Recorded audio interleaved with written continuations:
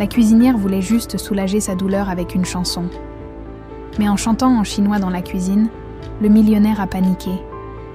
Le lendemain, elle a été licenciée sans explication. Mais ce que cette chanson révélait changerait tout à jamais. L'aube filtrait à travers les rideaux de soie de la cuisine de la villa Lemaître, baignant les surfaces de marbre dans une lumière dorée qui contrastait cruellement avec l'obscurité qui habitait le cœur de Juliette. Ses mains expertes s'activaient déjà sur les fourneaux, préparant le petit déjeuner de ses employeurs, avec la précision d'une horlogère suisse. À 28 ans, elle maîtrisait l'art de l'invisibilité, comme d'autres maîtrisent la danse. Juliette, la voix stridente d'Isabelle Clément Lemaître résonna dans les couloirs de marbre. « Le café de monsieur doit être prêt dans 5 minutes exactement. »« Oui, madame, » répondit-elle d'une voix neutre. Sans lever les yeux de sa tasse qu'elle versait avec un soin méticuleux, 5 années dans cette maison lui avaient appris que la survie résidait dans l'effacement de soi. Pourtant, derrière cette façade de soumission, Juliette cachait un univers que ses employeurs n'auraient jamais soupçonné quand elle était seule dans sa petite chambre sous les combles. Elle parlait en mandarin avec sa tante Remédios au téléphone, sa voix retrouvant alors une chaleur et une expressivité que la journée lui volait. Ces conversations étaient ses seuls moments de vérité dans un quotidien fait de mensonges par omission. Thierry Lemaître descendit l'escalier de marbre. Ses chaussures italiennes claquant sur le sol dans un rythme qui trahissait son agitation habituelle. À 45 ans, cet homme possédait ce charisme particulier des prédateurs, séduisant en surface, impitoyable au fond.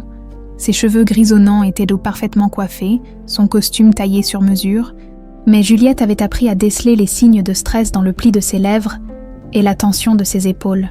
« Bonjour, Juliette », dit-il en prenant sa tasse, ses doigts effleurant brièvement ceux de la jeune femme, un geste qu'elle préférait ignorer, comme tant d'autres détails troublants de cette maison. « Bonjour, monsieur Lemaître, votre café, comme vous l'aimez. » Il but une gorgée et hocha la tête avec satisfaction. « Parfait, comme toujours. Tu as un don pour comprendre ce dont les gens ont besoin. Si seulement il savait à quel point elle comprenait vraiment les gens, songea-t-elle amèrement. Ces 5 années passées dans l'ombre lui avaient donné une perspective unique sur la famille Lemaître. Elle avait entendu des conversations qu'elle n'était pas censée entendre, vu des documents qu'elle n'était pas censée voir, remarqué des détails que tout le monde ignorait. Isabelle fit son apparition dans la cuisine, élégante dans sa robe de chambre de soie rose, mais les cernes sous ses yeux trahissaient ses nuits blanches. À 38 ans, cette femme de la haute bourgeoisie lyonnaise portait son insécurité comme d'autres portent des bijoux, visibles malgré tous ses efforts pour la dissimuler. « Le petit déjeuner n'est pas encore prêt ?» demanda-t-elle d'un ton aigre, jetant un regard suspicieux vers son mari. « J'y travaille. »« Madame, tout sera prêt dans quelques minutes. » Juliette avait appris à naviguer dans les eaux troubles du mariage Lemaître. Isabelle vivait dans la terreur constante que son mari la trompe. Et cette paranoïa se transformait souvent en agressivité envers le personnel. Thierry, de son côté, semblait se nourrir de cette tension, manipulant subtilement les insécurités de sa femme pour maintenir son emprise sur elle. Tandis qu'elle préparait les œufs bénédicts, Juliette laissa ses pensées dériver vers ses parents. Main et Henri Perrault avaient été des gens simples, arrivés de Chine dans les années 80 avec pour tout bagage leurs rêves et leur amour l'un pour l'autre. Ils avaient ouvert un petit restaurant chinois dans le quartier de la Guillotière, travaillant 16 heures par jour pour construire une vie décente pour leur fille unique. « Tu es notre pont entre deux mondes », lui disait souvent sa mère en mandarin. « Notre culture est un cadeau, pas une honte. » Mais l'école française avait eu raison de ces belles paroles. Les moqueries de ses camarades, les regards méprisants, les commentaires désobligeants avaient lentement rongé sa fierté. À 12 ans, elle avait supplié ses parents de ne plus parler chinois devant ses amis. À 15 ans, elle prétendait ne plus comprendre leur langue maternelle. À 18 ans, quand l'accident les avait emportés tous les deux sur l'autoroute A6, elle portait déjà le poids de sa trahison culturelle comme un fardeau. L'héritage de ses parents s'était évaporé dans les frais funéraires et les dettes du restaurant. Juliette s'était retrouvée seule, sans qualification, avec pour seul talent sa capacité à cuisiner les plats que sa mère lui avait appris. C'est ainsi qu'elle avait échoué dans cette villa de caluire et cuir, acceptant ce travail de domestique comme une bouée de sauvetage. « Juliette », la voix de Thierry la ramena au présent. « J'ai une réunion importante ce soir. Des investisseurs chinois. Tu pourrais peut-être... » Il s'interrompit, sembla hésiter, puis secoua la tête. « Non, laisse tomber. » Le cœur de Juliette fit un bond. Avait-il deviné ses origines? Impossible. Elle avait été si prudente, si discrète. Mais ce regard qu'il venait de lui lancer... « Quelque chose ne va pas, monsieur ?» demanda-t-elle d'une voix qu'elle espérait neutre. « Non, rien. Continue ton travail. » Isabelle observait l'échange avec ses yeux de faucon, notant chaque inflexion, chaque regard. « Thierry, nous devons parler des arrangements pour ce soir. J'ai des doutes sur le traiteur que tu as choisi. Mes choix sont parfaits, Isabelle, comme toujours. » La tension entre eux était palpable. Électrique, Juliette continua à s'affairer, invisible mais hyper consciente de chaque nuance dans leur voix. Cette capacité à se fondre dans le décor était devenue sa spécialité, mais parfois, elle se demandait si elle ne s'était pas trop bien entraînée à disparaître, plus tard dans la matinée, alors qu'elle rangeait la bibliothèque de Thierry. Elle tomba par hasard sur des documents étalés sur son bureau, des noms chinois, des montants astronomiques, des références à des sociétés offshore. Son cœur s'emballa quand elle reconnut quelques caractères chinois sur les papiers. Instinctivement, elle recula, mais pas assez vite pour éviter de lire un nom qui la glaça. Wang Li, ce nom résonnait quelque part dans sa mémoire, lié à des conversations de ses parents qu'elle avait entendues enfant, des discussions chuchotées sur des hommes d'affaires chinois et des deals qui sentèrent le soufre, mais c'était il y a si longtemps, dans une autre vie. Qu'est-ce que tu fais là? La voix d'Isabelle la fit sursauter. La maîtresse de maison se tenait dans l'embrasure de la porte, ses yeux bleus fixés sur elle comme des lasers. Je fais le ménage, madame, comme d'habitude. Les papiers de mon mari ne se nettoient pas, Juliette, et ils ne se lisent pas non plus. Je ne lisais rien, madame, je dépoussiérais simplement. Isabelle s'approcha, son parfum Chanel enveloppant Juliette comme un nuage toxique. Tu sais, j'ai toujours trouvé curieux qu'une fille comme toi travaille si bien. Où as-tu appris à cuisiner comme ça? Où as-tu appris tout ça? Le piège? Juliette le sentait se refermer autour d'elle. Ma mère m'a tout appris. Madame, elle était très douée en cuisine. Ta mère, le sourire d'Isabelle était glacial. Pourtant, ton nom de famille, Perrault, ça ne sonne pas très exotique, était très... Il y a quelque chose d'asiatique chez toi, non? Juliette sentit ses joues s'empourprer malgré elle. Mon père était français, madame. Ma mère, elle est décédée quand j'étais jeune. Isabelle tourna autour d'elle comme un prédateur. Intéressant, et tu ne parles que français, bien sûr. Oui, madame. Le mensonge sortit si facilement qu'elle en fut elle-même surprise. 10 ans à renier ses origines avaient fait de cette négation une seconde nature. Isabelle sembla satisfaite et quitta la pièce, laissant Juliette seule avec ses tremblements et ses questions. Pourquoi cette femme la soupçonnait-elle? Qu'est-ce qui avait changé?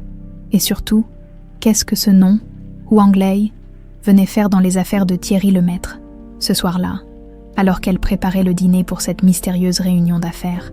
Juliette ne pouvait pas savoir qu'en quelques heures, sa vie basculerait à jamais, que la décision la plus courageuse de son existence l'attendait, et qu'une simple chanson chinoise allait révéler des secrets enfouis depuis des années, dans sa petite chambre sous les combles. Le portrait de ses parents la regardait en silence, comme s'ils attendaient que leur fille retrouve enfin le chemin vers elle-même. L'après-midi s'étira comme un élastique tendu à l'extrême dans la villa Lemaître. Juliette avait transformé la cuisine en véritable quartier général, orchestrant les préparatifs avec une précision militaire. Les canapés au saumon fumé s'alignaient sur les plateaux d'argent. Les verrines de foie gras attendaient à leur heure dans le réfrigérateur, et l'arôme du bœuf Wellington embaumait toute la maison. Juliette. La voix de Thierry résonnait depuis son bureau, teintée d'une anxiété qu'elle ne lui connaissait pas. « Peux-tu venir une seconde ?»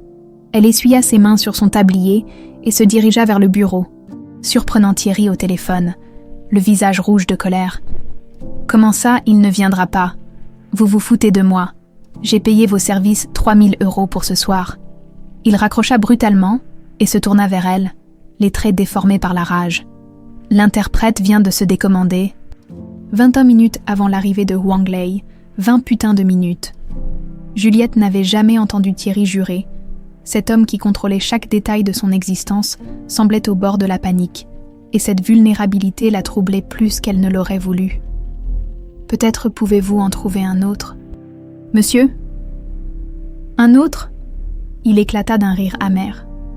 Tu crois qu'on trouve un interprète français mandarin comme ça, un vendredi soir? Cet investisseur vient de Shanghai. Il ne parle que chinois et quelques mots d'anglais. Sans traduction, cette soirée va être un désastre total. Il se laissa tomber dans son fauteuil de cuir, se prenant la tête entre les mains. 50 millions d'euros, Juliette. 50 millions qui peuvent sauver ma société ou la couler définitivement. Et tout ça va capoter à cause d'un interprète défaillant. Juliette observait cet homme puissant, habitué à contrôler et manipuler, réduit à l'impuissance par un simple contretemps. Une partie d'elle en éprouvait une satisfaction cruelle. Mais une autre part, celle qui gardait encore une once d'humanité, ressentait quelque chose qui ressemblait à de la pitié. « Monsieur le maître, dit-elle doucement, puis-je vous demander, de quoi parlez-vous exactement avec cet investisseur ?» Il releva la tête, la fixa avec intensité. « Pourquoi cette question ? Je pensais peut-être que si la conversation reste simple, basique, simple. » Il se leva d'un bond.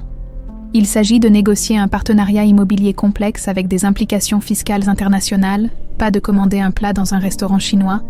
Le mépris dans sa voix la piqua au vif. Mais elle serra les dents. « Bien sûr, monsieur. Pardonnez-moi. » Thierry se dirigea vers la fenêtre, contemplant les jardins parfaitement entretenus de sa propriété. « Tu sais ce qui est ironique, Juliette ? J'ai bâti ma fortune en comprenant les gens, en anticipant leurs besoins, leurs faiblesses. Mais là, face à cette barrière linguistique, il secoua la tête. Je me sens comme un enfant perdu.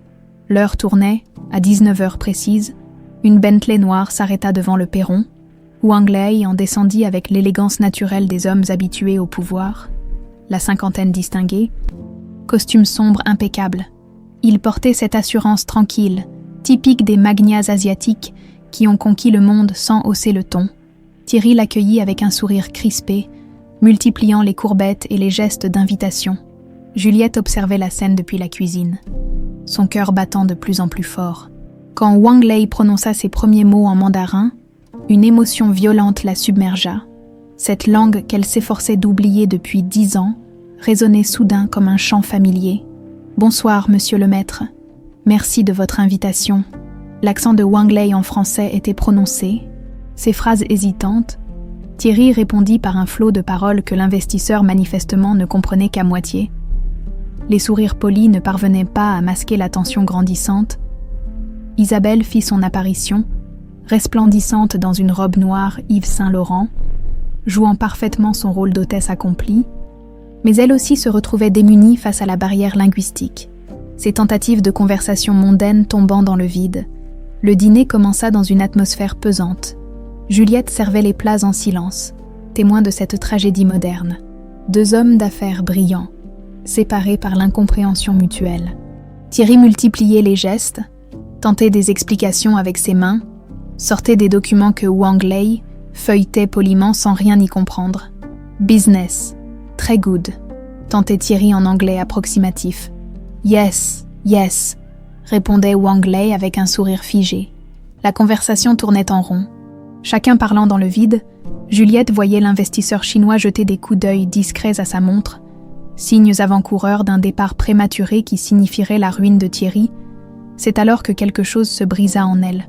Peut-être était-ce la frustration de voir cette mascarade. Peut-être l'écho de la voix de sa mère qui résonnait dans sa mémoire.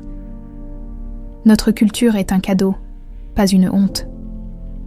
Ou peut-être simplement cette impulsion inexplicable qui pousse parfois les gens ordinaires vers des actes extraordinaires. Juliette posa le plateau qu'elle tenait et s'approcha de la table, le cœur battant si fort qu'elle craignait qu'il ne résonne dans toute la pièce. « Excusez-moi », dit-elle d'une voix qu'elle ne reconnaissait pas. « Puis-je essayer de vous aider ?» Thierry la regarda, comme si elle venait de se matérialiser de nulle part. « Juliette, qu'est-ce que tu fais ?»« Je parle mandarin, monsieur. » Le silence qui suivit fut si dense qu'on aurait pu le couper au couteau. Isabelle la fixait bouche bée, Thierry semblait pétrifié, et Wang Lei leva vers elle des yeux soudain attentifs. « Tu parles chinois ?» La voix de Thierry était à peine un murmure. Au lieu de répondre, Juliette se tourna vers Wang Lei et, d'une voix claire et mélodieuse, prononça en mandarin parfait « Bonsoir, monsieur Wang. Soyez le bienvenu dans cette maison. J'espère que votre voyage depuis Shanghai s'est bien passé. Le visage de l'investisseur s'illumina instantanément. Il se leva même de sa chaise, manifestement ému d'entendre sa langue maternelle. « Mademoiselle, quelle merveilleuse surprise! Votre mandarin est excellent. Où avez-vous appris? Mes parents étaient originaires de Chine, monsieur. Ils m'ont élevé dans le respect de nos traditions. » Puis, submergée par une inspiration soudaine, Juliette fit quelque chose qu'elle n'avait plus fait depuis l'enfance. Elle entonna doucement une mélodie traditionnelle chinoise, une chanson d'accueil que sa mère chantait toujours aux invités de leur petit restaurant. Sa voix, d'abord tremblante, se raffermit au fur et à mesure, emplissant la salle à manger d'une mélodie ancestrale qui parlait d'hospitalité et de respect. Huang Li écoutait, les yeux brillants d'émotion. Quand elle termina, il applaudit avec chaleur et s'adressa à elle en mandarin. « Cette chanson, ma grand-mère me la chantait quand j'étais enfant. Vous m'avez touché au cœur, mademoiselle. » Thierry et Isabelle assistaient à cette scène, médusés. Leur petite domestique invisible venait de se transformer sous leurs yeux en une femme élégante, cultivée, capable de créer instantanément une connexion émotionnelle avec l'un des hommes d'affaires les plus influents d'Asie, Juliette, dit enfin Thierry, la voix rauque. « Tu peux vraiment nous aider. » Elle hocha la tête et, pour la première fois depuis des années, se sentit entière. « Oui, monsieur, je peux traduire tout ce dont vous avez besoin. » La soirée se transforma alors comme par magie, avec Juliette comme interprète. La conversation prit une fluidité naturelle. Huang Li expliqua ses projets d'investissement. Thierry exposa sa vision du marché immobilier européen. Et peu à peu, un accord commença à prendre forme. « Dites à monsieur le maître, déclara Huang Li en mandarin, que j'apprécie sa proposition. Mais plus encore, j'apprécie l'hospitalité de sa maison. Cette jeune femme honore vos traditions françaises autant que les nôtres. » Quand Juliette traduisit ces paroles, elle vit quelque chose changer dans le regard de Thierry, une lueur d'admiration, de respect, mais aussi autre chose qu'elle préféra ne pas analyser. 2 heures plus tard, les 2 hommes se serrèrent la main. L'accord était conclu. 50 millions d'euros d'investissement chinois dans les projets immobiliers de Thierry Lemaître. Huang Li prit congé en remerciant chaleureusement Juliette en mandarin, lui confiant même sa carte de visite personnelle. « Si jamais vous venez en Chine, mademoiselle, ce sera un honneur de vous recevoir. » Quand la Bentley disparut dans la nuit, Thierry se tourna vers Juliette, ses yeux brillants d'une intensité nouvelle. « Tu viens de sauver ma société, » dit-il simplement. « Tu viens de sauver ma vie. » Mais derrière eux, dans l'ombre du grand escalier, Isabelle observait la scène, et sur son visage parfaitement maquillé, se dessinait une expression que Juliette allait bientôt apprendre à reconnaître. La haine pure et la jalousie meurtrière. Le lendemain matin, Juliette se réveilla avec l'impression d'avoir rêvé. Dans sa petite chambre sous les combles, la lumière filtrait doucement à travers les rideaux fanés, mais quelque chose avait changé. L'air lui-même semblait différent, chargé d'une électricité nouvelle. Pour la première fois depuis des années, elle s'était sentie vivante, entière, reconnue. En descendant à la cuisine, elle croisa son reflet dans le miroir du couloir et s'arrêta, surprise. Ses yeux brillaient d'un éclat qu'elle ne leur connaissait plus. La femme invisible d'hier avait laissé place à quelqu'un d'autre, quelqu'un qui osait exister. Thierry l'attendait déjà dans la cuisine, chose inhabituelle pour un samedi matin. Habituellement, il faisait la grasse matinée le week-end, laissant Isabelle régner seule sur la maison. Mais aujourd'hui, il était là, debout près de la fenêtre, une tasse de café à la main, le regard perdu dans la contemplation du jardin. « Bonjour, monsieur le maître », dit-elle en nouant son tablier. Il se tourna vers elle, et son sourire la troubla. Ce n'était plus le sourire condescendant du patron envers sa domestique, mais quelque chose de plus profond, de plus personnel. « Bonjour, Juliette », ou devrais-je dire « Mademoiselle Perrault ?» Elle sentit ses joues s'empourprer. « Je suis désolée de ne pas vous avoir dit... » « Désolée ?» Il s'approcha d'elle, et elle remarqua qu'il avait abandonné son habituel costume pour une tenue plus décontractée, gants sombres et chemise blanche qui lui donnaient un air presque accessible. « Tu n'as rien à regretter, c'est moi qui devrais m'excuser. 5 ans que tu travailles ici, et je ne savais rien de tes talents, de de ta richesse intérieure. Il était trop proche maintenant. Elle pouvait sentir son après-rasage, voir les petites rides de sourire autour de ses yeux. Cette intimité soudaine la mettait mal à l'aise. Je faisais simplement mon travail. « Monsieur !» Ton travail ?» Il éclata de rire, mais pas méchamment. « Juliette, ce que tu as fait hier soir dépasse largement tes attributions de cuisinière. Tu as sauvé un accord de 50 millions d'euros, tu as... » Il hésita, cherchant ses mots. « Tu as révélé quelque chose de magique ?» Le mot résonna étrangement dans la cuisine. Magique ? Quand avait-elle cessé de croire à la magie, probablement le jour où ses parents étaient morts, la laissant seule face à un monde qui ne voulait pas d'elle? Wang Lei m'a envoyé un message ce matin, continua Thierry. Il veut que tu sois présente à toutes nos futures négociations. Il dit que tu comprends l'âme chinoise mieux que n'importe quel interprète professionnel. Une bouffée de fierté l'envahit, suivie immédiatement d'une vague d'anxiété. Mais, monsieur, je ne suis qu'une. Tu n'es qu'une quoi? Sa voix s'était faite plus douce, presque intime. Une cuisinière, une domestique. Non, Juliette, tu es bien plus que ça. Tu l'as prouvé hier soir. Il posa sa main sur son épaule, un geste qui aurait dû être paternel, mais qui la fit frissonner d'une manière qu'elle préférait ne pas analyser. J'aimerais qu'on parle de ton avenir ici. De nouvelles responsabilités, un nouveau salaire. Qu'est-ce qui se passe ici? La voix glaciale d'Isabelle les fit sursauter. Elle se tenait dans l'embrasure de la porte, magnifique et terrifiante dans sa robe de chambre de soie blanche, ses cheveux blonds parfaitement coiffés malgré l'heure matinale. Mais c'était son regard qui glaçait le sang.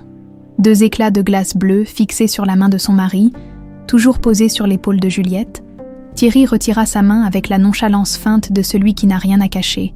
Mais Juliette vit ses mâchoires se crisper imperceptiblement. « Bonjour, chérie.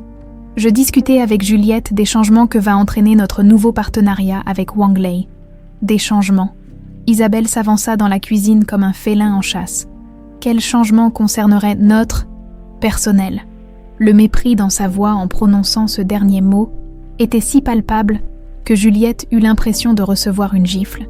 Elle baissa instinctivement les yeux, retrouvant par réflexe sa posture d'invisibilité. « Isabelle !» La voix de Thierry se durcit. « Juliette a rendu un service inestimable à notre famille hier soir. Un peu de reconnaissance ne serait pas déplacé. » De la reconnaissance. Isabelle éclata d'un rire cristallin qui sonnait faux. « bien sûr, mais dis-moi, chérie, comment se fait-il que notre petite, employée, parle parfaitement chinois? C'est curieux, non? On pourrait presque penser qu'elle nous cachait quelque chose. Le piège. » Juliette le sentait se refermer autour d'elle comme un étau. Isabelle avait passé la nuit à réfléchir, à analyser, et elle avait flairé le mensonge. « Je ne cachais rien, madame, » mentit-elle. « C'est juste que personne ne m'a jamais demandé. » Personne ne t'a jamais demandé. Isabelle se rapprocha encore, son parfum Chanel No. 5 créant un nuage écœurant. En 5 ans, même quand tu as postulé pour ce travail, tu n'as jamais mentionné que tu parlais une langue aussi exotique. Isabelle, arrête! Thierry s'interposa, mais sa femme l'ignora complètement. Et tes parents, ma chère Juliette? Tu nous as dit qu'ils étaient morts quand tu étais jeune, mais tu ne nous as jamais parlé de tes origines chinoises. Chaque mot était une lame qui s'enfonçait plus profondément. Juliette sentait ses défenses s'effriter une à une. « Ma mère était chinoise, mon père français », dit-elle d'une voix à peine audible. « Ils sont morts dans un accident de voiture quand j'avais 18 ans. » Un accident? Isabelle pencha la tête comme un oiseau de proie. Comme c'est pratique. Et depuis, tu t'es débrouillée toute seule, c'est ça, pauvre petite orpheline. Ça suffit. Thierry claqua sa tasse sur le comptoir. Je ne tolérerai pas que tu parles à Juliette sur ce ton. Le silence qui suivit fut assourdissant. Isabelle fixa son mari comme si elle le voyait pour la première fois. Puis un sourire inquiétant étira ses lèvres. Ah, dit-elle simplement. Je vois. Ces 2 mots contenaient tant de venin que Juliette frissonna. Isabelle avait compris quelque chose, deviné quelque chose qui échappait encore à Juliette elle-même. « Tu ne vois rien du tout », gronda Thierry. Mais sa voix manquait de conviction. « Oh si, je vois très bien. » Isabelle tourna les talons et se dirigea vers la porte. « Profitez bien de votre conversation. » Quand elle disparut, Thierry et Juliette restèrent figés dans un silence pesant. L'atmosphère de la cuisine avait changé, empoisonnée par les sous-entendus d'Isabelle. « Je suis désolée, » murmura Juliette.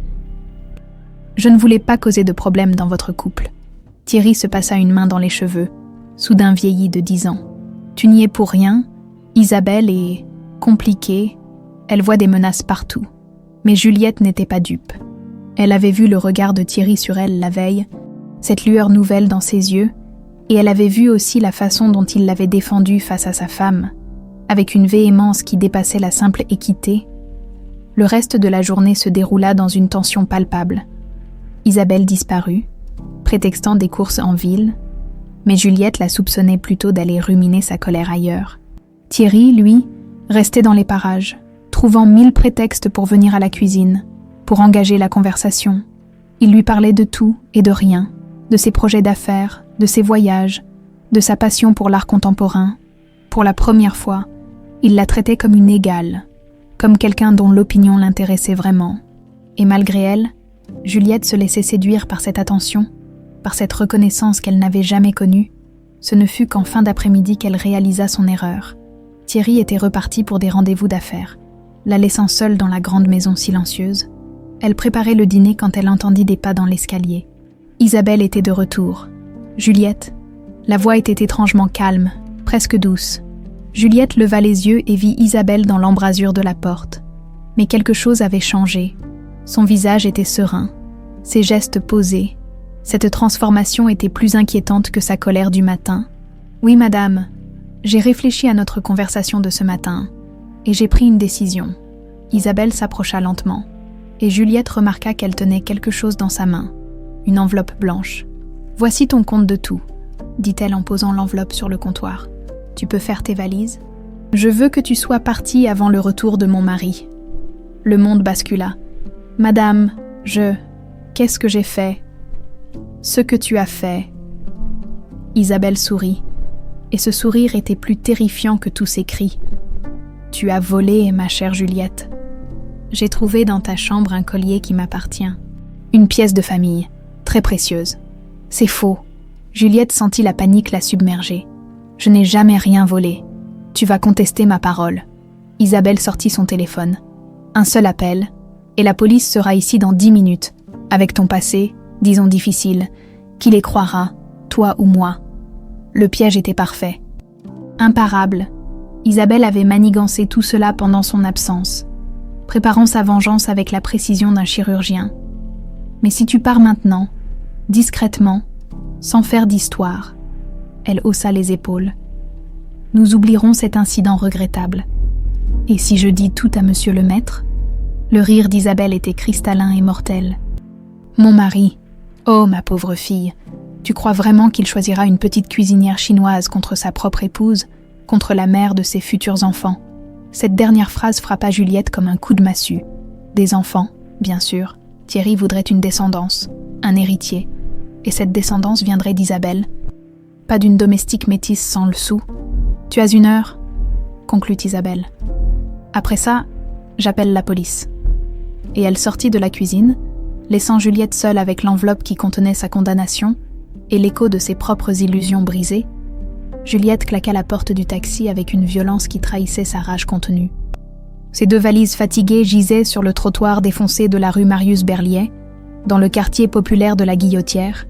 10 ans après la mort de ses parents, elle se retrouvait là où tout avait commencé, dans ce labyrinthe de ruelles où se mêlaient les odeurs d'épices africaines et les parfums de thé à la menthe. L'immeuble de sa tante Remedios n'avait pas changé, façade lépreuse, boîtes aux lettres vandalisées, escalier qui sentait l'urine et la désolation, mais quand la porte du 3e étage s'ouvrit, le visage ridé et bienveillant de Remedios apparut comme un phare dans la tempête. « Eya, ma petite fleur !» La vieille femme l'enveloppa dans ses bras maigres, et Juliette s'effondra. Toute la rage, toute l'humiliation des dernières heures se déversèrent en sanglots convulsifs sur l'épaule de celle qui était devenue sa seule famille. Remedios la fit entrer dans son petit appartement encombré, où trônaient encore les photos de Man et Henri Perrault, dans un hôtel improvisé. Entouré de bâtonnets d'encens et d'offrandes de fruits, l'odeur familière du jasmin et de la cuisine chinoise ramena Juliette 10 ans en arrière, quand elle avait 16 ans et que ses parents la grondaient en mandarin pour ses mauvaises notes. « Raconte-moi tout », dit Remedios en préparant du thé aux chrysanthèmes. Ses gestes précis trahissant l'inquiétude. Entre 2 sanglots, Juliette déversa son histoire, la soirée magique avec Wang Lei, l'attention soudaine de Thierry, la jalousie meurtrière d'Isabelle, et finalement l'accusation de vol qui l'avait chassée comme une malpropre Remedios l'écoutait en silence, hochant parfois la tête, ses petits yeux noirs brillant d'une colère froide. Quand Juliette eut terminé, la vieille femme resta silencieuse un long moment, faisant tourner sa tasse entre ses mains noueuses. « Cette femme, dit-elle enfin en mandarin, elle a vu quelque chose qui l'a effrayée. Les serpents attaquent quand ils se sentent menacés. Mais qu'est-ce qu'elle pouvait craindre de moi? Je ne suis rien, tante Remedios. Juste une domestique sans avenir. Rien. » Remedios posa sa tasse avec un bruit sec. « Ma petite fleur, tu as oublié qui tu es. Tu as oublié ce que tes parents t'ont légué. » Elle se leva péniblement et se dirigea vers une vieille armoire qu'elle ouvrit avec une clé cachée dans un pot de thé. Elle en sortit une boîte en bois sculpté que Juliette reconnut immédiatement, le coffret à bijoux de sa mère. « Je pensais que tout avait été vendu après leur mort. J'ai sauvé ce que j'ai pu, » dit Remedios en s'asseyant à côté d'elle. « Tes parents me l'avaient confié avant de... » Sa voix se brisa. Elle ouvrit le coffret, révélant quelques bijoux de jade, des photos jaunies et surtout des papiers soigneusement pliés. Remedios en sortit une liasse de documents que Juliette n'avait jamais vus. « Tu étais trop jeune quand c'est arrivé, trop bouleversée pour comprendre. Mais maintenant, tu dois savoir la vérité. » Quelle vérité? Le cœur de Juliette se mit à battre plus fort. Remedios déplia lentement les papiers. C'étaient des articles de journaux, des rapports de police, des notes manuscrites en chinois et en français. « Tes parents n'ont pas eu un accident, ma petite fleur. Ils ont été assassinés. » Le monde bascula. Juliette sentit le sol se dérober sous ses pieds. « Comment? Qu'est-ce que tu racontes? Il y a 10 ans, ton père Henri travaillait comme comptable pour plusieurs restaurants chinois de Lyon, des établissements qui servirent de façade à des activités moins légales. » Remedios montra un article de journal daté de 2014. « Blanchiment d'argent, trafic en tout genre. Ton père a découvert que des hommes d'affaires français utilisaient ces restaurants pour laver de l'argent sale. » Juliette fixait les documents sans comprendre. Papa était comptable dans un restaurant, notre restaurant.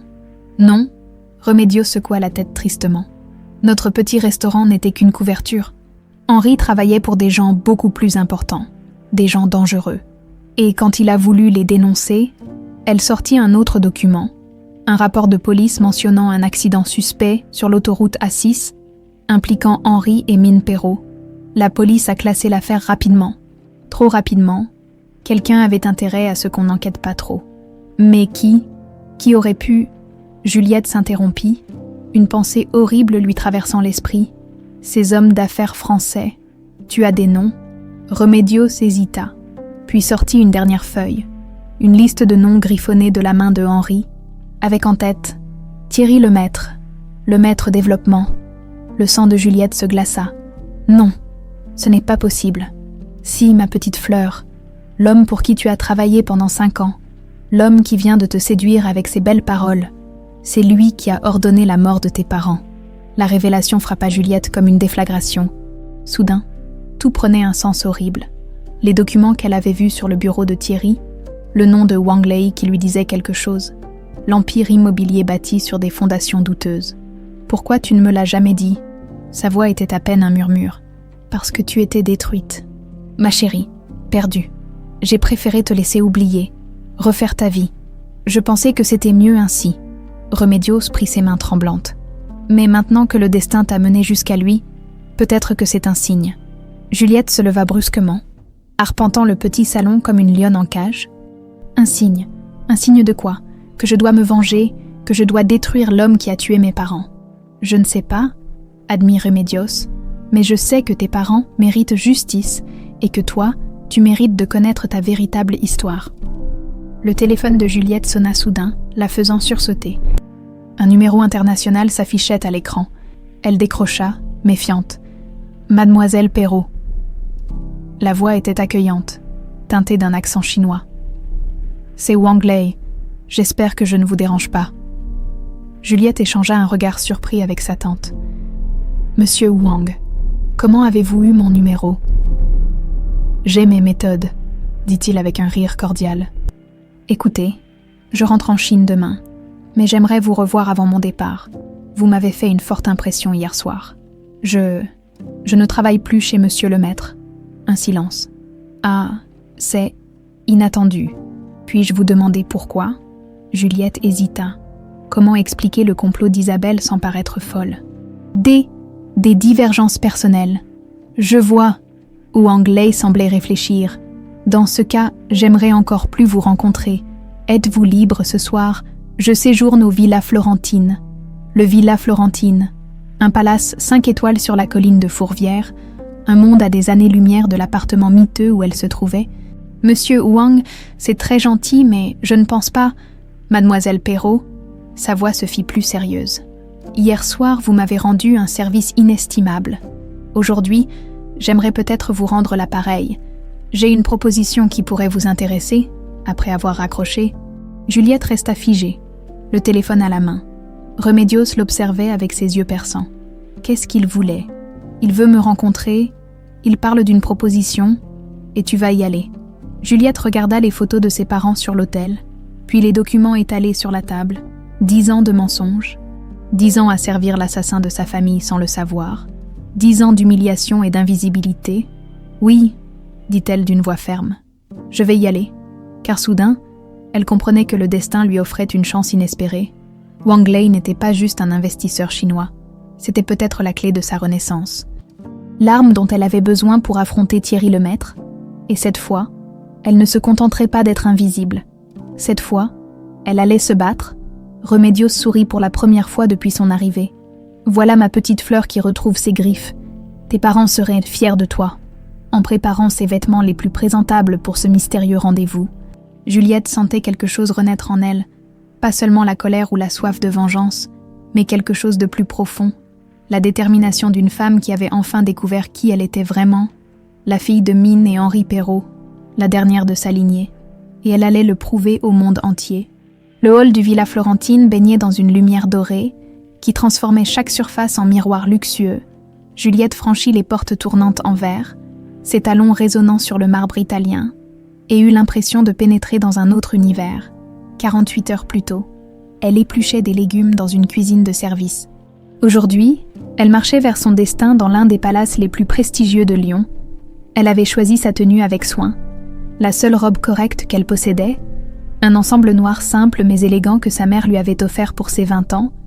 Remedios l'avait aidée à se coiffer, tressant ses cheveux noirs en un chignon sophistiqué qui révélait la finesse de ses traits asiatiques. Mademoiselle Perrault, un concierge en livrée dorée s'approcha respectueusement. Monsieur Wang vous attend au bar panoramique, si vous voulez bien me suivre. L'ascenseur l'amena au dernier étage, où s'ouvrait une terrasse spectaculaire dominant tout Lyon. Les lumières de la ville scintillaient à ses pieds comme un tapis d'étoiles, et au loin, les tours de la Part-Dieu se dressaient dans la nuit comme des sentinelles modernes, où Wang Lei l'attendait à une table isolée, élégant dans son costume sombre.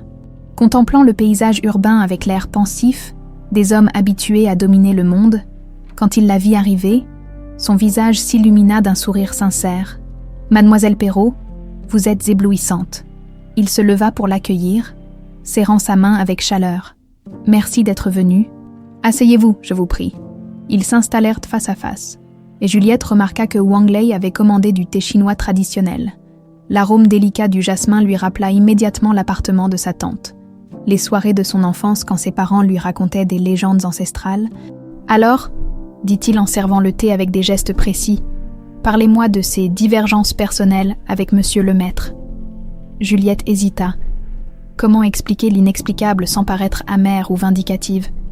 Madame Lemaître et moi, disons que nous avons des visions différentes de ma place dans leur maison. Wang Lei hocha la tête, ses yeux perçants ne la quittant pas. Je vois, et cette vision incluait-elle le fait que vous deveniez invisible après avoir sauvé un contrat de 50 millions d'euros ? Sa perspicacité la surprit. Comment savez-vous ça ? J'ai mes sources, et surtout, j'ai de l'expérience. Il but une gorgée de thé, une. Mademoiselle Perrault, puis-je vous parler franchement ? Je vous en prie. Hier soir, quand vous avez chanté cette mélodie traditionnelle, j'ai vu quelque chose de rare. Pas seulement votre maîtrise de la langue, mais votre compréhension profonde de notre culture. Vous avez touché mon cœur d'une façon que peu de gens arrivent à faire. Il marqua une pause, observant sa réaction.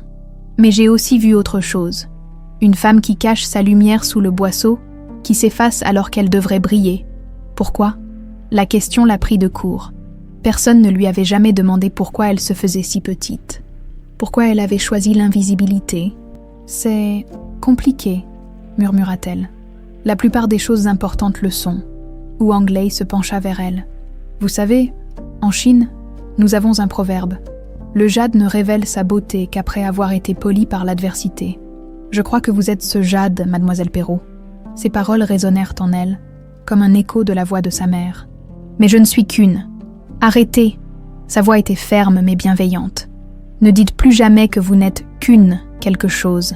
Cela me brise le cœur d'entendre une femme de votre talent se dévaloriser ainsi. » Il sortit une carte de visite de son portefeuille en cuir, mais pas n'importe laquelle.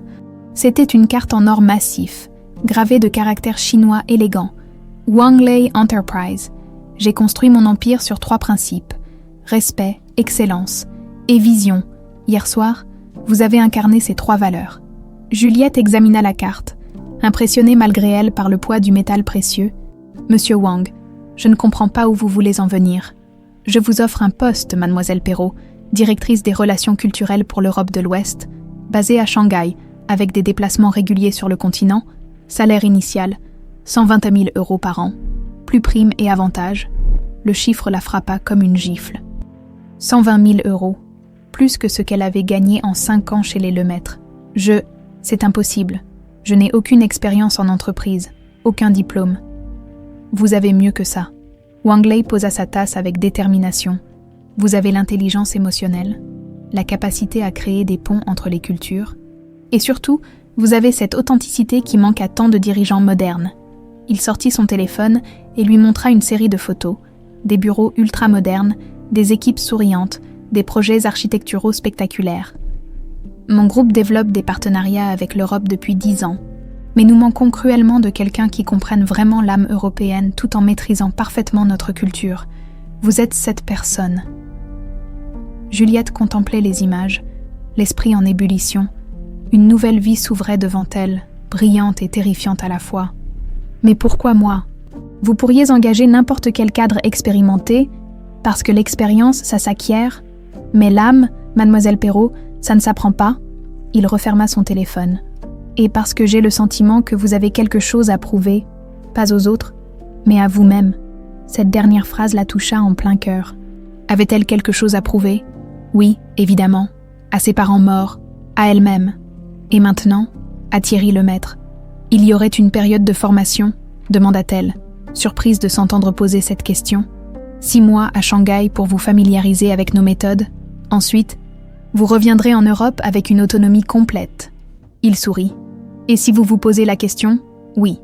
Nous prenons en charge le logement, les déplacements, et vous aurez une voiture de fonction. Une voiture de fonction. Juliette faillit éclater de rire. Hier, elle prenait le bus pour aller faire les courses d'Isabelle Lemaître. Monsieur Wang, c'est généreux au-delà de toute mesure, mais je dois vous demander, pourquoi tant de confiance en quelqu'un que vous connaissez à peine ? Pour la première fois, Wang Lei sembla hésiter. Il regarda vers les lumières de Lyon, puis reporta son attention sur elle. Parce que moi aussi, j'ai été invisible, mademoiselle Perrault. Il y a 20 ans, quand j'ai commencé, personne ne croyait qu'un fils de paysan du Hunan pourrait un jour diriger un empire commercial international. Il sourit avec mélancolie. Quelqu'un m'a donné ma chance. Aujourd'hui, c'est à mon tour. Cette révélation toucha Juliette plus qu'elle ne l'aurait imaginé. Cet homme puissant et respecté avait lui aussi connu l'humiliation, le mépris, l'invisibilité.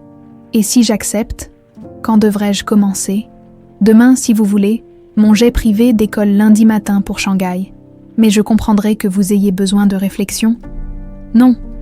La réponse jaillit d'elle avec une force qui la surprit elle-même. Non, je n'ai pas besoin de réfléchir. J'accepte. Wang Lei sourit, visiblement satisfait. Excellent. Mon assistante vous contactera demain, avec tous les détails pratiques. Il leva sa tasse de thé. À votre nouvelle vie, mademoiselle Perrault, que cette renaissance vous apporte tout ce que vous méritez.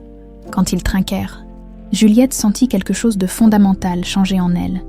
La femme qui était entrée dans ce palace n'était plus la même que celle qui en sortirait, en regagnant l'appartement de sa tante, la tête pleine de projets et d'espoir.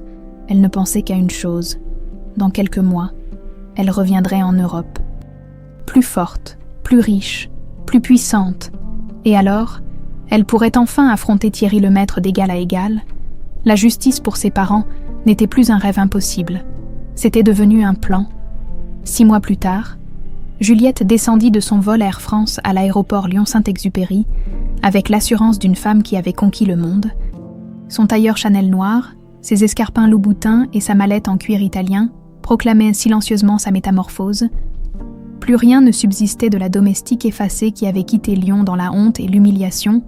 Shanghai l'avait transformée de fond en comble. 6 mois d'immersion totale dans l'univers impitoyable des affaires internationales. 6 mois à négocier des contrats de plusieurs millions d'euros, à diriger des équipes, à prendre des décisions qui affectèrent des centaines d'emplois. Wang Lei avait tenu parole. Elle était devenue une femme de pouvoir. Son chauffeur l'attendait à la sortie, tenant une pancarte discrète. Mademoiselle Perrault, Wang Lei Enterprises, une Mercedes classe S noire, vitre teintée, qui l'emmena directement vers son nouvel appartement dans le 6e arrondissement, face au parc de la Tête d'Or, 150 mètres carrés de luxe moderne, avec vue sur le lac et service de conciergerie. Mais Juliette n'était pas revenue à Lyon pour admirer le paysage. Elle avait une mission. Dès le lendemain matin, elle contacta le cabinet d'investigation privé le plus réputé de la région, Bertrand & Associés. Leur réputation d'efficacité et de discrétion n'était plus à faire, notamment dans les affaires sensibles impliquant la haute société lyonnaise. Madame Perrault, maître Bertrand, un homme distingué d'une 60aine d'années, l'accueillit dans son bureau feutré de la presqu'île. « Votre assistante m'a dit que vous souhaitiez rouvrir une enquête sur un accident datant de 2014. » Ce n'était pas un accident. Juliette posa sur le bureau en acajou la liasse de documents que Remédio lui avait confiés. « Mes parents ont été assassinés et je veux le prouver. » Bertrand chaussa ses lunettes et examina les papiers avec l'attention minutieuse d'un chirurgien. Son visage resta impassible, mais Juliette vit ses sourcils se froncer imperceptiblement quand il découvrit le nom de Thierry Lemaître. « Vous savez qui vous accusez ? » ?»« Madame. » Sa voix était mesurée, prudente. « Thierry Lemaître est l'un des hommes les plus influents de Lyon. Les ramifications politiques et économiques d'une telle enquête.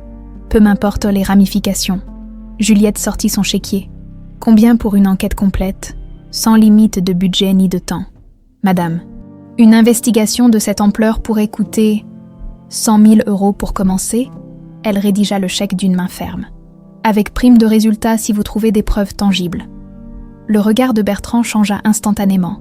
100 000 € représentèrent 6 mois de revenus pour son cabinet. « Très bien, donnez-moi 2 semaines pour constituer une équipe et commencer les recherches. » Pendant que Bertrand lançait son enquête, Juliette entama la sienne, plus personnelle et tout aussi dangereuse. Elle avait appris à Shanghai que l'information était la plus précieuse des monnaies, et elle comptait bien l'utiliser. Sa première cible fut Marcel Dubois, un ancien employé de Lemaître Développement que ses recherches sur Internet avaient identifié. Licencié brutalement 2 ans plus tôt après 20 ans de service, il nourrissait visiblement une rancœur tenace contre son ancien patron. Elle le rencontra dans un café discret de Villeurbanne, loin du centre-ville et des regards indiscrets. Dubois était un homme déchu, costume râpé et regard amer, qui sursautait au moindre bruit. « Madame Perrault, c'est ça. » Il l'examina avec méfiance. « Qu'est-ce qu'une femme comme vous peut bien vouloir savoir sur Thierry Lemaître ? Disons que j'ai des raisons personnelles de m'intéresser à ses activités. »« Passé, personnel, » Dubois ricana. « Laissez-moi deviner. Il vous a baisé puis jeté comme une malpropre. C'est sa spécialité avec les jolies femmes. » Juliette encaissa l'insulte sans broncher. « Parlez-moi plutôt de ses affaires. Vous étiez comptable chez lui, n'est-ce pas ? Comptable principal pendant 20 ans. J'ai vu passer des trucs. » Il secoua la tête. « Mais vous savez quoi ? Quand j'ai commencé à poser des questions gênantes, hop, licenciement pour faute grave, plus de retraite, plus rien. Quelle question ? » Dubois regarda autour de lui, puis se pencha vers elle. Les comptes offshore, les virements suspects vers des sociétés écrans. Et surtout, il baissa encore la voix, les liens avec la mafia chinoise. Le cœur de Juliette s'emballa. « Expliquez-moi. » Début 2014, Lemaître était au bord de la faillite. Ses projets immobiliers partaient en vrille. Ses créanciers le pressaient. Et puis soudain, miracle, des investisseurs providentiels débarquent avec des millions d'euros. Sauf que cet argent, il siffla entre ses dents. Cet argent puait le lavage à plein nez. « Vous avez des preuves ?»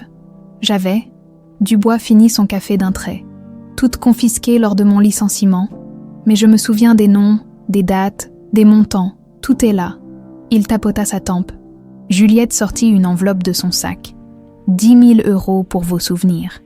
Et 10 000 de plus si vous acceptez de témoigner le moment venu. Les yeux de Dubois s'illuminèrent. Vous parlez sérieusement. Jamais plus sérieusement. 2 heures plus tard, elle avait une liste complète.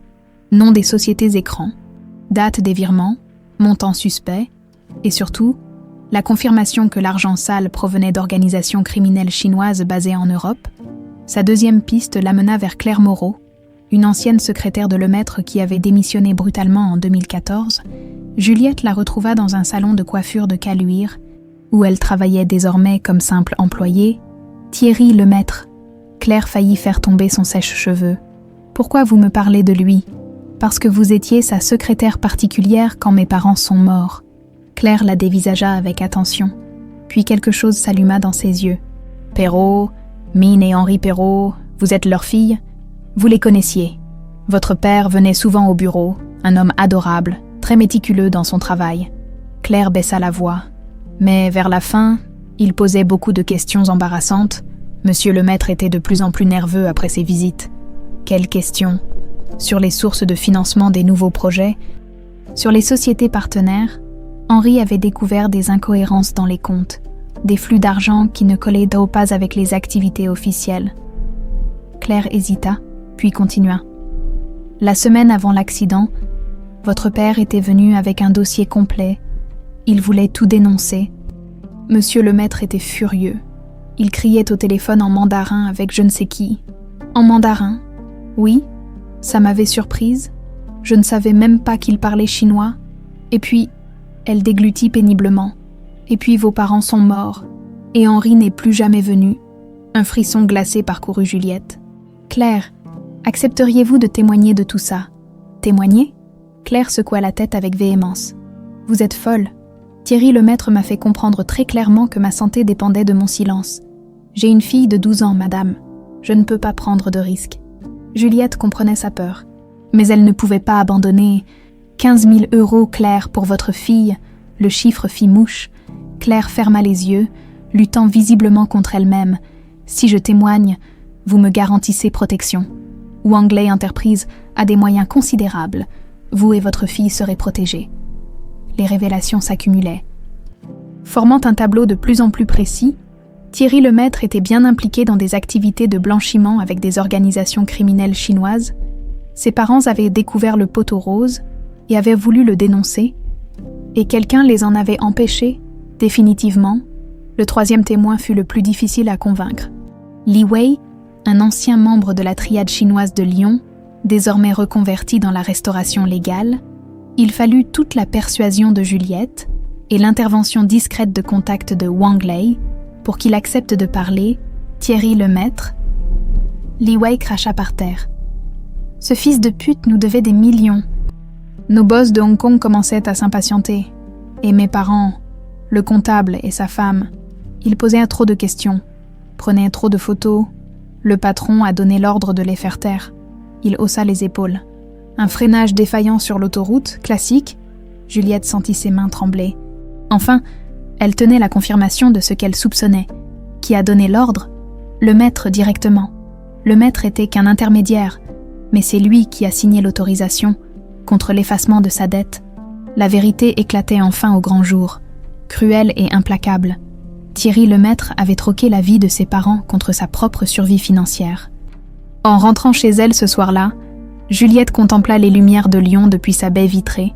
Quelque part dans cette ville, l'assassin de ses parents coulait des jours paisibles, entouré de luxe et de respectabilité, mais plus pour longtemps, car maintenant, elle avait les armes pour le détruire. 3 semaines après le début de son enquête, Juliette avait transformé son appartement en véritable quartier général. Les murs du salon étaient tapissés de photos, documents, chronologies et schémas reliant Thierry Lemaître à un réseau complexe de blanchiment d'argent. Chaque élément était méticuleusement classé, daté, vérifié. Elle travaillait avec la précision d'un horloger suisse et la détermination d'une femme qui n'avait plus rien à perdre. Son téléphone sonna à 8 heures précises. Maître Bertrand, ponctuel comme toujours. Madame Perrault, j'ai du nouveau. mes équipes ont fait des découvertes troublantes. Je vous écoute. Pouvons-nous nous voir? Ce que j'ai à vous dire ne se discute pas au téléphone. 1 heure plus tard, Juliette se trouvait face à l'investigateur privé dans son bureau. Bertrand avait l'air fatigué, comme un homme qui avait passé trop de nuits blanches à creuser dans la boue du passé. « Votre intuition était juste », dit-il en ouvrant un dossier épais. « L'accident de vos parents n'en était pas un. Nous avons retrouvé le mécanicien qui a inspecté leur voiture la semaine précédant leur mort. » Juliette se pencha en avant, le cœur battant. Et François Mercier, il travaillait pour un garage de Vénissieux, spécialisé dans les réparations discrètes. Il a accepté de parler moyennant une protection rapprochée et une relocalisation. Bertrand lui tendit une déclaration sous serment. Mercier affirme avoir reçu 15 000 € pour saboter le système de freinage de la Citroën de vos parents. L'ordre venait d'un intermédiaire, mais il a reconnu Thierry Lemaître sur une photo. Les mots dansaient devant les yeux de Juliette. Enfin, une preuve tangible, un témoin direct du meurtre. Il y a autre chose, continua Bertrand. Nous avons épluché les comptes bancaires de Lemaître entre 2013 et 2015. Des mouvements suspects, des virements vers des sociétés offshore, et surtout, il sortit un relevé, un versement de 500 000 € provenant d'une société hongkongaise, 3 jours après la mort de vos parents. Juliette examina le document, ses mains tremblant légèrement. Le prix du sang de mes parents. Nous pensons que oui. Et ce n'est que la partie émergée de l'iceberg. Lemaître a blanchi des dizaines de millions d'euros pour le compte d'organisations criminelles chinoises. Vos parents étaient sur le point de tout dévoiler. Bertrand referma le dossier. Madame Perrault, nous avons assez d'éléments pour porter l'affaire devant la justice. Mais je dois vous prévenir, Thierry Lemaître ne se laissera pas faire. Il a des amis puissants, des avocats redoutables et des méthodes peu conventionnelles. Tant mieux, répondit Juliette avec un sourire glacial. J'adore les défis. En quittant le bureau de Bertrand, elle appela immédiatement Wang Lei à Shanghai. Malgré le décalage horaire, son mentor décrocha à la première sonnerie. Juliette, comment avance votre projet personnel? Mieux que prévu, mais j'ai besoin de renforts juridiques. Les meilleurs avocats de France, spécialisés dans le crime financier international. Considérez que c'est fait. Je connais exactement la personne qu'il vous faut, Maître Sophie Delacroix. Elle a coulé plus de magnates corrompus que la crise de 2008. Je l'appelle dans l'heure. Merci, monsieur Wang, je ne l'oublierai jamais. Juliette, sa voix se fit plus douce. Vos parents seraient fiers de vous. Vous incarnez tout ce qu'il y a de noble dans la quête de justice. Après avoir raccroché, elle se dirigea vers un autre rendez-vous crucial. Linda Chen, ancienne comptable dans un restaurant chinois de Lyon, avait travaillé avec son père Henri dans les derniers mois de sa vie. Juliette l'avait retrouvée grâce au vieux carnet d'adresses de ses parents. Elles se retrouvèrent dans un salon de thé traditionnel de la Guillotière. Loin des oreilles indiscrètes, Linda, la cinquantaine élégante, l'accueillit avec une émotion visible. « Juliette, tu ressembles tellement à ta mère, Man était si fière de toi. » Ses yeux se mouillèrent. « Quand j'ai appris l'accident, j'ai su que ce n'en était pas un. Pourquoi ? Parce que ton père m'avait dit qu'il craignait pour sa vie. Il avait découvert que l'argent qu'il comptabilisait provenait de sources douteuses, drogue, prostitution, trafic d'armes. Et quand il a voulu arrêter, ils l'ont menacé. » Linda sortit une vieille enveloppe de son sac. Henri m'avait confié ça quelques jours avant sa mort. Il m'avait dit « Si quelque chose m'arrive, donne ça à ma fille quand elle sera prête à connaître la vérité. » Juliette ouvrit l'enveloppe avec des gestes fébriles. À l'intérieur, des photocopies de documents financiers, des noms, des adresses et surtout une lettre de son père, rédigée de sa petite écriture soignée. « Ma chère Juliette », lisait-elle les larmes aux yeux. « Si tu lis cette lettre, c'est que le pire est arrivé. Je voulais te protéger de ce monde sordide, mais je réalise maintenant que la vérité est le seul héritage digne que je puisse te laisser. Les hommes qui nous emploient sont des criminels. Thierry Lemaître les aide à blanchir leur argent sale. Et moi, aveuglé par le besoin, j'ai participé à ce crime. Mais plus maintenant, je vais tout dénoncer, quoi qu'il m'en coûte. Si quelque chose m'arrive, sache que je t'aime, et que ta mère et moi sommes fiers de la femme que tu deviendras. Venge-nous, ma fille. Rends-leur la justice qu'ils méritent. » Juliette plia soigneusement la lettre. Sa résolution décuplée, cette fois, elle ne luttait plus seulement pour sa propre fierté. Elle portait l'espoir de justice de ses parents. Le lendemain, elle rencontra maître Sophie Delacroix dans son cabinet prestigieux de la rue de la République. Cette femme de 50 ans, impeccable dans son tailleur Armani, avait la réputation de réduire en cendres les plus puissants criminels en col blanc. « Madame Perrault, dit-elle après avoir examiné le dossier, votre affaire est passionnante, complexe, mais solide juridiquement. Nous avons tout ce qu'il faut pour inculper le maître.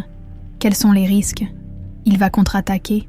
Diffamation, chantage, intimidation, ces gens-là ne reculent devant rien. » Delacroix sourit. Heureusement, moi non plus. Elle ouvrit son ordinateur portable. J'ai déjà commencé les procédures. Dépôt de plainte pour assassinat, blanchiment d'argent, association de malfaiteurs, et grâce aux relations internationales de M. Wang, nous aurons l'appui d'Interpol. Combien de temps? 6 mois pour l'instruction si tout va bien.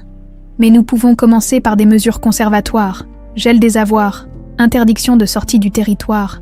Juliette sentait l'excitation monter. Après 10 ans d'humiliation, elle tenait enfin sa vengeance.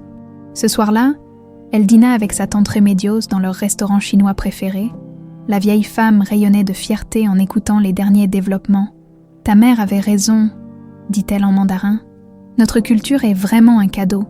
Tu as utilisé cette sagesse ancestrale pour construire ta force. Puis tu reviens rendre justice à tes parents. C'est un cercle parfait. Ce n'est pas encore fini, tante Rémédios. Le plus dur reste à venir. Je sais, mais regarde-toi. » Elle prit ses mains dans les siennes. « Tu n'es plus la petite fille brisée qui pleurait dans mes bras. Tu es devenue une lionne. » Prête à défendre sa famille. En rentrant chez elle, Juliette contempla une dernière fois son mur d'enquête. Demain, elle passerait à l'action. Demain, elle confronterait l'assassin de ses parents. Mais pas comme une domestique suppliante. Cette fois, elle arriverait en conquérante, armée de preuves irréfutables, et soutenue par l'un des plus puissants hommes d'affaires d'Asie. Thierry Lemaître allait découvrir ce que coûtait vraiment l'assassinat de Min et Henri Perrault. Elle décrocha son téléphone et composa le numéro de Wang Lei. « Monsieur Wang, c'est le moment. Je suis prête pour le grand final. » La voix de son mentor résonna, chaleureuse et déterminée. « Alors rentrons cette ordure 6 pieds sous terre. » Légalement, bien sûr. Juliette sourit. Justice serait rendue. Le mardi matin, à 10 heures précises, une procession de véhicules de luxe remonta l'allée de gravier de la Villa Lemaître. En tête, la Mercedes 16500 de Juliette, suivie par 2 berlines noires transportant Wang Lei et son équipe juridique, puis le véhicule de Maître Delacroix avec ses assistants. Les faits étaient saisissants. Un débarquement en règle qui transformait l'élégante propriété en champ de bataille. Juliette descendit de sa voiture avec la grâce d'une reine, son tailleur Chanel gris perle, ses escarpins Louboutin et son attaché-case en cuir de crocodile proclamaient silencieusement sa métamorphose. Plus rien ne subsistait de la domestique humiliée qui avait fui cette maison 6 mois plus tôt. Wang Lei la rejoignit, imposant dans son costume sombre, flanqué de 2 interprètes et d'un avocat international. Maître Delacroix suivait, portant une mallette qui contenait l'avenir judiciaire de Thierry Lemaître. « Vous êtes prête ?» demanda doucement Wang Lei en mandarin. « Jamais plus prête », répondit-elle dans la même langue. Ils sonnèrent à la porte principale. Ce fut Thierry lui-même qui vint ouvrir, probablement alerté par le bruit inhabituel dans son allée privée. Quand il reconnut Juliette, son visage passa par une série d'expressions. Surprise, confusion, puis une inquiétude croissante en découvrant l'impressionnant cortège qui l'accompagnait. Juliette, sa voix trahissait son trouble. « Qu'est-ce que tu fais ici ?»« Bonjour, monsieur le maître, » répondit-elle d'une voix claire et assurée. « Je vous présente monsieur Wang Lei, que vous connaissez déjà, et maître Sophie Delacroix, avocate spécialisée dans les crimes financiers. Nous aimerions nous entretenir avec vous. » Thierry échangea un regard nerveux avec Wang Lei, cherchant visiblement à comprendre ce qui se tramait. « Bien sûr, entrez, je vous prie. » Ils pénétrèrent dans le grand salon où, quelques mois plus tôt, Juliette servait discrètement les invités. Aujourd'hui, elle y entrait en maîtresse des lieux, suivie par une délégation qui représentait plusieurs centaines de millions d'euros de pouvoir économique. Isabelle apparut au sommet de l'escalier, resplendissante dans une robe de créateur. Mais son visage se décomposa en reconnaissant Juliette. Elle descendit lentement, comme une condamnée marchant vers l'échafaud. « Eh bien, dit-elle avec un sourire forcé, quelle surprise ! Notre ancienne, employée, nous rend visite avec tant de monde. Le mépris dans sa voix n'échappa à personne. Mais cette fois, Juliette ne baissa pas les yeux. Elle soutint le regard d'Isabelle avec une assurance glaciale. « Madame le maître, dit maître Delacroix en prenant les devants. Je suis Sophie Delacroix, avocate au barreau de Lyon. Je représente mademoiselle Perrault dans une affaire qui concerne directement votre époux. Une affaire. » Thierry s'efforçait de garder contenance. Mais Juliette remarqua la sueur qui perlait sur son front. De quoi s'agit-il? Wangley s'avança, majestueux. « Monsieur le maître, avant d'aborder le cœur du sujet, permettez-moi de vous féliciter pour vos talents de négociateur. Il paraît que vous savez conclure des accords très particuliers. » Le sous-entendu était évident. Thierry déglutit péniblement. « Je ne vois pas de quoi vous voulez parler. Vraiment. » Juliette ouvrit son attaché-case et en sortit le premier document. « Peut-être que ceci vous rafraîchira la mémoire. Relevé bancaire du 18 mars 2014. Virement de 500 000 € en provenance de Hong Kong International Trading. » Elle posa le papier sur la table basse en verre. Comme un croupier abattant une carte maîtresse, Thierry y jeta un coup d'œil et pâlit visiblement. « Ces documents sont confidentiels. Comment avez-vous pu? Nous avons nos méthodes. » Coupa maître Delacroix. « Tout à fait légal, je vous rassure, contrairement à certaines autres activités. » Isabelle regardait son mari avec une expression grandissante de panique. « Thierry, de quoi parlent ces gens ?» Juliette sortit un second document. « Voici la déclaration sous serment de François Mercier, mécanicien. Il affirme avoir saboté les freins de la Citroën de mes parents sur votre ordre, moyennant 15 000 €. Cette fois, Thierry chancela littéralement. Il dut s'appuyer sur le dossier d'un fauteuil pour ne pas tomber. « C'est impossible. Je ne connais aucun Mercier. » « Vraiment ?» Wangley sortit son téléphone et montra une photo. « Pourtant, il vous a formellement identifié, ainsi que l'intermédiaire qui lui a transmis vos instructions. » L'étau se resserrait inexorablement. Juliette savoura ce moment. Cette inversion totale des rapports de force. L'homme qui l'avait traité comme quantité négligeable se retrouvait acculé, à la merci de celle qui l'avait méprisé. « Mes parents, » dit-elle d'une voix ferme. « Henri et Main Perrault, vous vous souvenez d'eux, le comptable qui avait découvert vos magouilles avec la mafia chinoise? » Juliette, la voix de Thierry se fit suppliante. « Tu ne comprends pas. J'étais dans une situation impossible, ces gens. Ils m'auraient tué si je n'avais pas payé mes dettes. Alors vous avez préféré tuer mes parents. » Le silence qui suivit fut assourdissant. Isabelle fixait son mari avec une expression d'horreur grandissante, comme si elle découvrait un monstre dans son lit. « Thierry !» Sa voix n'était plus qu'un murmure. « Dis-moi que ce n'est pas vrai. Dis-moi que tu n'as pas fait ça. » Thierry se tourna vers sa femme, et Juliette vit quelque chose se briser en lui. Peut-être était-ce la culpabilité accumulée pendant 10 ans, ou simplement la peur de perdre tout ce qu'il avait construit sur le sang innocent. « Isabelle, ma chérie, tu ne peux pas comprendre. J'étais au bord du gouffre. Mes créanciers me pressaient. Si je n'avais pas trouvé cet argent, tu as tué des gens. » Isabelle recula, horrifiée. Des innocents, pour de l'argent. Wangley choisit ce moment pour porter l'estocade finale. « Monsieur le maître, nos enquêteurs ont également découvert l'existence de comptes secrets aux îles Caïmans, 57 millions d'euros d'argent blanchi, nous avons tous les détails. » Il fit signe à l'un de ses assistants, qui tendit à Thierry une tablette contenant des captures d'écran de transactions bancaires. « Votre empire était bâti sur le crime, monsieur le maître, et aujourd'hui, il s'effondre. » Maître Delacroix prit le relais avec la précision d'un chirurgien. « Thierry le maître, au nom de ma cliente, je vous signifie que des poursuites ont été engagées contre vous pour assassinat, blanchiment d'argent et association de malfaiteurs. Les autorités judiciaires ont été saisies ce matin même. De plus, ajouta Wangley, mes entreprises annulent immédiatement tous nos contrats avec le maître développement. Nos services juridiques étudient également les possibilités de poursuites pour fraude. » Thierry s'effondra dans son fauteuil, le visage dans les mains. 10 ans de crimes parfaits venaient de s'écrouler en quelques minutes. « Isabelle, » balbutia-t-il en tendant la main vers sa femme. « S'il te plaît, nous pouvons encore. Ne me touche pas. » Elle recula comme s'il était pestiféré. « Ne me touche plus jamais. » Juliette observait cette scène de décomposition avec un mélange de satisfaction et de tristesse. Justice était en train d'être rendue, mais elle ne ramènerait pas ses parents. « Monsieur le maître, » dit-elle d'une voix calme. « Mes parents m'ont appris que la justice n'est pas la vengeance, mais la restauration de l'équilibre. Aujourd'hui, cet équilibre est rétabli. Elle se dirigea vers la porte. Vers là, suivie par sa délégation. « Ah, et au fait, ajouta-t-elle en se retournant une dernière fois, la chanson chinoise que j'ai chantée le soir où nous nous sommes rencontrés, elle ne parlait pas seulement d'hospitalité, elle parlait aussi de justice divine qui finit toujours par triompher. » En quittant la villa, Juliette entendit Isabelle crier sur son mari. « 10 ans que je vis avec un assassin. Tu me dégoûtes. » Wang Lei la rejoignit sur le perron. « Comment vous sentez-vous ? » ?»« Libérée, » répondit-elle simplement. « Enfin libérée. » Derrière eux, l'Empire Lemaître commençait à s'effondrer. Emportant dans sa chute l'homme qui avait cru pouvoir échapper aux conséquences de ses crimes, la petite domestique invisible avait remporté la plus belle des victoires, celle de la vérité sur le mensonge, de la justice sur l'impunité. Les 48 heures qui suivirent la confrontation à la Villa Lemaître furent un tourbillon d'événements qui dépassèrent de même les espérances de Juliette. Le scandale éclata dans la presse lyonnaise avec la violence d'une bombe, propulsant l'affaire à la une de tous les journaux régionaux et nationaux.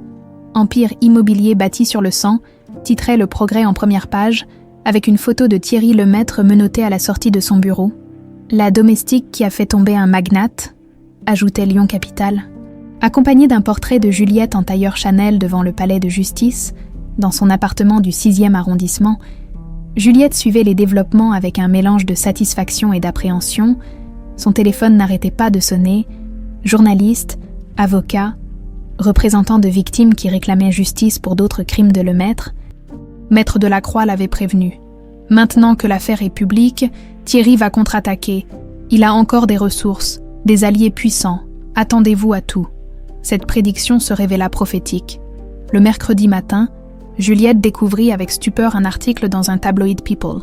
La face cachée de Juliette Perrault, vengeance ou justice. L'article, visiblement alimenté par des fuites orchestrées, dépeignait un portrait à charge de la jeune femme, la présentant comme une manipulatrice assoiffée de vengeance qui aurait monté de toutes pièces un complot contre un homme d'affaires respecté. Sources proches du dossier révèlent que mademoiselle Perrault entretenait une relation ambiguë avec son ancien employeur, lisait-elle avec dégoût. Cette femme complexée par ses origines aurait imaginé ce scénario rocambolesque pour détruire l'homme qui avait rejeté ses avances. Le poison était savamment distillé. Sans nier formellement les accusations, l'article semait le doute sur ses motivations et sa crédibilité. Pire encore, il révélait des détails de sa vie privée que seule une personne très proche pouvait connaître. Son téléphone sonna. Wang Lei, depuis Shanghai, avait lu l'article en ligne. « Juliette, ne vous laissez pas déstabiliser. C'est exactement ce que nous attendions. Le maître joue sa dernière carte. Mais comment ont-ils pu savoir tout ça? Les détails sur ma jeunesse, mes complexes ?» Sa voix trembla malgré elle. « Quelqu'un vous a trahi. Quelqu'un de votre entourage a parlé. » Cette révélation la frappa comme une gifle. Qui pouvait bien avoir vendu ces informations? Les témoins qu'elle avait payés? Impossible. Ils avaient autant à perdre qu'elle. Sa tante Remedios? Impensable. La réponse arriva le soir même, sous la forme d'un coup de téléphone inattendu. Juliette. La voix était hésitante, presque honteuse. « C'est Isabelle !» Juliette manqua lâcher son téléphone. Isabelle Lemaître qui l'appelait directement. « Madame Lemaître, comment avez-vous eu mon numéro ? J'ai mes moyens ? » Un silence. « Il faut qu'on se voie. J'ai des choses importantes à vous dire. Je ne pense pas que ce soit une bonne idée. Écoutez-moi. » L'urgence dans sa voix était palpable. « Mon mari, il prépare quelque chose de terrible contre vous, quelque chose qui pourrait détruire votre vie. Rencontrez-moi ce soir, au Café de la Paix, place Bellecour. Je vous expliquerai tout. » Juliette hésita. C'était peut-être un piège, une dernière manœuvre de Thierry pour la perdre, mais quelque chose dans la voix d'Isabelle, une vulnérabilité nouvelle, l'intriguait. Très bien, 21h. Le Café de la Paix était bondé en cette soirée de printemps. Juliette repéra immédiatement Isabelle, seule à une table du fond, presque méconnaissable, plus de maquillage parfait, plus de coiffure impeccable. Elle portait un simple jean et un pull noir, les cheveux tirés en queue de cheval, et surtout, ses yeux étaient rougis par les larmes. « Merci d'être venue, » dit Isabelle quand Juliette s'assit en face d'elle. « Je ne savais pas vers qui me tourner. » « Que voulez-vous, Madame Lemaître ?» D'abord, appelez-moi Isabelle. Nous ne sommes plus dans un rapport de maîtresse à domestique. » Elle esquissa un sourire amer. « Et puis, je veux m'excuser. » Juliette resta silencieuse, attendant la suite. « J'ai été horrible avec vous. Cruelle, injuste, méprisante. » Isabelle tripotait nerveusement sa tasse de café. « Vous savez pourquoi ? Parce que j'avais peur. Peur que Thierry vous regarde comme il ne me regardait plus depuis des années. » Cette confession inattendue troubla Juliette. « Isabelle, non, laissez-moi finir. Quand j'ai vu l'admiration dans ses yeux ce soir-là, après votre intervention avec Wang Lei, j'ai paniqué. J'ai eu peur de vous perdre mon mari. » Elle éclata d'un rire sans joie. « Ironique, n'est-ce pas ? J'ai tout fait pour vous chasser, et finalement, c'est moi qui le quitte. Vous quittez Thierry. Comment pourrais-je rester avec un assassin ?» Isabelle frissonna. « 10 ans que je partage le lit d'un homme qui a tué vos parents, 10 ans que je porte son nom, que je vis de son argent sale. » Elle fouilla dans son sac et en sortit une clé USB. « Voilà pourquoi je voulais vous voir. Thierry garde tous ses secrets sur son ordinateur personnel. Mots de passe, comptes cachés, correspondances compromettantes, tout y est. » Juliette fixa la clé USB comme si elle contenait de la dynamite. « Pourquoi faites-vous ça ? Parce que j'ai découvert autre chose ?» Le visage d'Isabelle se durcit. « Il a fait surveiller votre tante. Il connaît son adresse, ses habitudes. Et il a repris contact avec ses anciens, associés. » Le sang de Juliette se glaça. « Vous voulez dire qu'il menace Remedios. Il menace tout le monde. Vous, votre tante, les témoins de votre enquête. Thierry n'a plus rien à perdre maintenant. C'est ça le plus dangereux. » Isabelle tendit la clé USB à Juliette. « Dans ces fichiers, vous trouverez tout ce dont vous avez besoin pour l'envoyer en prison à vie, mais aussi la liste de tous ses contacts dans le milieu. Prenez vos précautions. » Juliette prit la clé d'une main tremblante. « Pourquoi m'aidez-vous ? Après tout ce qui s'est passé entre nous, parce que j'ai enfin compris qui était le vrai monstre dans cette histoire. Et ce n'était ni vous, ni moi. » Isabelle se leva. « J'ai déjà donné ma déposition à la police ce matin. Tout ce que je savais sur les activités de mon mari. Demain, j'entame une procédure de divorce et je quitte Lyon. » « Où allez-vous aller ? » ?»« Chez ma sœur. »« En Bretagne, loin de tout ça. » Elle hésita. « Juliette, je sais que vous n'avez aucune raison de me pardonner, mais c'est déjà fait, » dit doucement Juliette. « Nous avons toutes les deux été victimes du même homme, à notre façon. » Isabelle hocha la tête, les yeux brillants de larmes. « Vos parents ? Ils peuvent être fiers de vous. Vous avez réussi là où la justice avait échoué. » Après son départ, Juliette resta seule avec la clé USB, consciente qu'elle tenait entre ses mains l'arme finale qui achèverait Thierry Lemaître, mais elle pensait surtout aux menaces qui pesaient sur sa tante. Elle appela immédiatement Maître Delacroix. « Il faut protéger Remedios, immédiatement. C'est déjà en cours. Wang Lei a mis ses équipes de sécurité en action dès que nous avons eu vent des menaces. Votre tante est sous protection rapprochée. Et les autres témoins ? Pareil, le maître peut menacer, mais il ne peut plus agir impunément. Il est surveillé 24 heures sur 24. » En rentrant chez elle, Juliette inséra la clé USB dans son ordinateur. Ce qu'elle découvrit dépassa ses pires craintes. Des années de corruption, de chantage, de violence, des noms, des dates, des preuves irréfutables de dizaines de crimes. Mais surtout, elle tomba sur un fichier qui lui glaça le sang. Plan Perrault, phase 2. Thierry avait effectivement prévu d'éliminer tous les témoins gênants. En commençant par Remedios, le monstre était encore plus dangereux qu'elle ne l'avait imaginé. Heureusement, grâce à Isabelle, elle avait maintenant toutes les cartes en main pour l'abattre définitivement. La partie d'échecs touchait à sa fin, et Thierry Lemaître venait de perdre sa reine. Demain, elle porterait le coup de grâce. 3 mois plus tard, la salle d'audience du tribunal de grande instance de Lyon était bondée. Journalistes, avocats, victimes collatérales des crimes de Thierry Lemaître, tous s'étaient déplacés pour assister au verdict de ce qui était devenu l'affaire judiciaire de l'année. Au premier rang, Juliette se tenait droite dans son tailleur noir, flanquée de Maître Delacroix et de Wang Lei, venus spécialement de Shanghai pour l'occasion. Face à eux, Thierry Lemaître semblait avoir vieilli de 10 ans en 3 mois. Amaigri, les cheveux grisonnants, il était méconnaissable, son empire immobilier s'était effondré.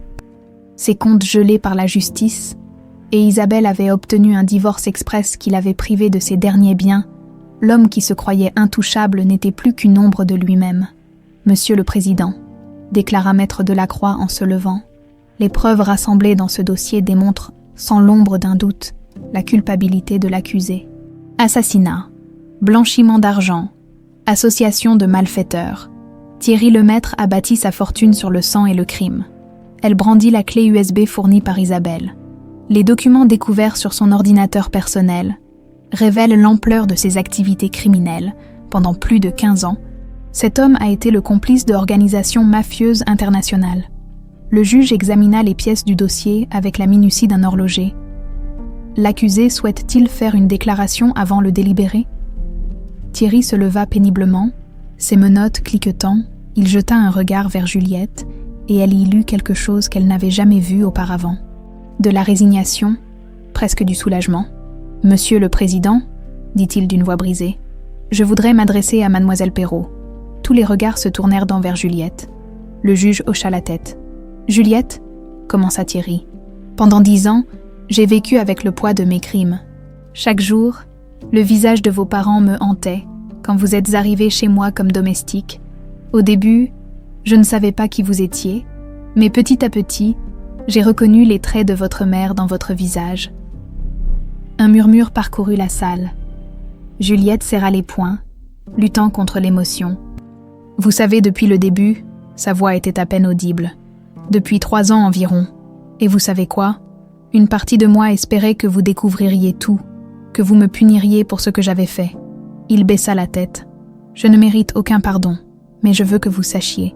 Vos parents étaient des gens bien. Ils sont morts parce qu'ils refusaient de cautionner mes crimes. » Cette confession publique acheva de briser les dernières défenses de Thierry. Il n'était plus le prédateur arrogant d'autrefois, mais un homme détruit par ses propres démons. Le juge se retira pour délibérer, dans le couloir du tribunal.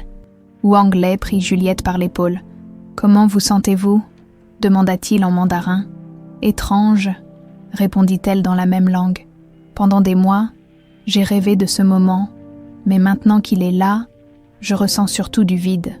C'est normal. La vengeance ne ramène pas les morts. Elle répare seulement l'injustice. » Remedios s'approcha d'eux. Fragile mais digne dans sa robe noire traditionnelle, depuis les menaces de Thierry, elle était restée sous protection. Mais elle avait tenu à assister au verdict. « Ma petite fleur, » dit-elle en prenant les mains de Juliette, « tes parents peuvent enfin reposer en paix. Tu as accompli ce qu'aucun policier, aucun juge n'avait réussi à faire. » Maître Delacroix les rejoignit, rayonnante. « Les délibérations ne devraient pas être longues. Avec toutes les preuves que nous avons, la condamnation ne fait aucun doute. » Effectivement, au bout d'1 heure, le tribunal reprit ses travaux. Le juge, solennel, lut le verdict d'une voix claire. « Thierry Lemaître, la Cour vous reconnaît coupable d'assassinat avec préméditation, de blanchiment d'argent en bande organisée et d'association de malfaiteurs. Vous êtes condamné à 30 ans de réclusion criminelle, assorti d'une interdiction définitive d'exercer une activité commerciale. 30 ans. Thierry Lemaître avait 65 ans à sa sortie de prison. S'il vivait jusque-là, sa vie était terminée. Quand les menottes se refermèrent définitivement sur ses poignets, Thierry chercha une dernière fois le regard de Juliette. Elle soutint ce regard sans ciller, et il eut une forme de gratitude morbide. L'homme qui avait tué ses parents semblait presque soulagé d'être enfin puni. À la sortie du tribunal, une nuée de journalistes attendait Juliette, micro tendu, caméra braquée, questions fusant de toutes parts. « Mademoiselle Perrault, comment vous sentez-vous après ce verdict ? Êtes-vous satisfaite de la condamnation ? Que comptez-vous faire maintenant ?» Juliette s'arrêta sur les marches du palais de justice. Droite et digne, Wang Lei et Maître Delacroix l'encadraient, mais elle avait demandé à parler seule. « Justice a été rendue aujourd'hui, » déclara-t-elle d'une voix ferme. « Mes parents, Henri et Mame Perrault, peuvent enfin reposer en paix. Leur assassin a été jugé et condamné. » Elle marqua une pause, cherchant ses mots. « Mais cette victoire n'est pas seulement la mienne. Elle appartient à tous ceux qui refusent l'impunité, à tous ceux qui croient que la vérité finit toujours par triompher. » Un journaliste leva la main. « Que vous a apporté cette quête de justice ?» Juliette sourit pour la première fois depuis des mois. « Elle m'a appris qui je suis vraiment. Pendant des années, j'ai eu honte de mes origines, de ma culture. J'ai voulu me faire invisible pour être acceptée. Mais mes parents m'avaient dit la vérité. Notre héritage n'est pas une honte, c'est un cadeau. Et professionnellement, que devient Juliette Perrault? Wang Lei s'avança. Souriant, Mademoiselle Perrault reprend ses fonctions de directrice des relations culturelles Europe chez Wang Lei Enterprise. Mais nous avons aussi d'autres projets. Juliette hocha la tête. Nous créons une fondation d'aide aux familles d'immigrés victimes de crimes. Elle portera le nom de mes parents, la fondation Henri et Main Perrault. Cette annonce provoqua un murmure approbateur dans la foule, même dans la mort. Ses parents continueraient à aider les autres. Le soir venu, Juliette se retrouva dans l'appartement de sa tante, entourée de quelques proches. L'ambiance était recueillie, presque solennelle. Sur l'autel dédié à Man et Henri, de nouveaux bâtons d'encens fumaient paisiblement. « Tu sais » dit Remedios en servant le thé traditionnel. « Ta mère serait si fière de toi. Non seulement tu as obtenu justice, mais tu es redevenu toi-même. » Qu'est-ce que tu veux dire? Regarde-toi, tu parles mandarin sans complexe. Tu portes ta culture comme une parure. Tu uses de ta double identité comme d'une force. Tu es enfin la femme que tes parents rêvaient que tu deviennes. Juliette réfléchit à ces paroles. C'était vrai. La petite domestique honteuse de ses origines avait laissé place à une femme accomplie, fière de son héritage franco-chinois. « Il y a quelque chose que je veux faire », dit-elle soudain. Elle se dirigea vers l'autel de ses parents et entonna doucement la chanson traditionnelle qu'elle avait chantée le soir de sa première rencontre avec Wang Lei. Cette mélodie qui avait tout déclenché, qui avait révélé ses talents cachés et mis en marche la roue de la justice. Mais cette fois, elle ne chantait pas pour impressionner un investisseur ou sauver un contrat. Elle chantait pour ses parents, pour leur rendre hommage, pour leur dire qu'elle avait tenu parole. La mélodie s'éleva dans le petit appartement, portée par une voix désormais assurée et sereine, et dans cette chanson ancestrale, Juliette entendait l'écho de toutes les générations qui l'avaient précédée, la sagesse de ses ancêtres qui l'avaient guidée vers la victoire. Quand elle termina, un silence ému régna dans la pièce. Wang Lei essuya discrètement une larme. « Vos parents vivent en vous, Juliette, à travers cette chanson, à travers votre courage, à travers la justice que vous avez obtenue, ils sont immortels. » Plus tard cette nuit-là, seule dans son appartement, Juliette contempla les lumières de Lyon. Demain, elle reprendrait ses fonctions internationales. Dans quelques mois, elle lancerait sa fondation. Sa nouvelle vie l'attendait, riche de possibilités. Mais surtout, elle n'était plus jamais seule. L'écho des ancêtres résonnait en elle, lui rappelant d'où elle venait et vers quoi elle allait. Ses parents avaient trouvé justice, et elle avait trouvé sa voie. La chanson de ses ancêtres l'avait menée jusqu'ici. Maintenant, c'était à elle d'en écrire la suite.